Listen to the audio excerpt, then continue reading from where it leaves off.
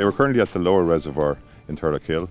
The water is pumped from here up to the upper reservoir. So the actual volume of water, it's 2,300 million litres of water. So you can think of that in terms of how many bottles of Ballygowan you might have.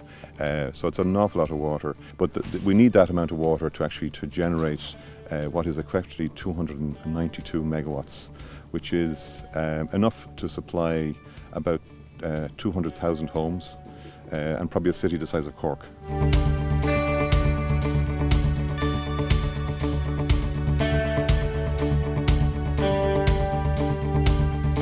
We're currently at the upper reservoir in Turlough Hill, which is the reservoir in which we store the water before it's released down into the turbines. This is at approximately 700 metres above sea level.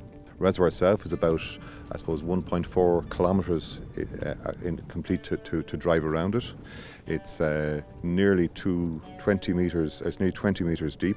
An interesting thing, it's called Turlough Hill because the original ESB engineer who did the first survey noticed that there was no name to the hill, and his son's name was Turlough.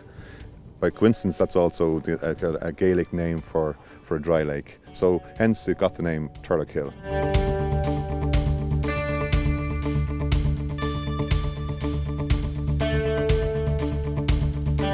This is the main access tunnel down into the centre of Turlough Hill.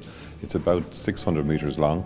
It was blasted out of granite all the way down, and it rises down into the cavern where we have our turbines. That's 300 metres below the top of the mountain. For a lot of people, is kind of for kids in particular, this is a kind of the James Bond style entrance, and it does feel as if we're going into an amazing bunker where we might have a nuclear weapon, but we don't. We just have turbines and generators.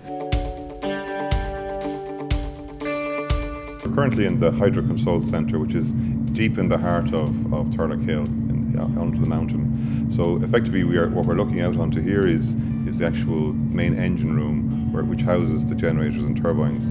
And here, in this control room, we can control all the units from this place here. And that's for all 4 units. Indeed, it's for all the hydros in Ireland. The location itself is fantastic. I mean, we're in the middle of a national park. It's the one place I can go to and work from where I can look out a window and see deer grazing past the window, which is absolutely stunning.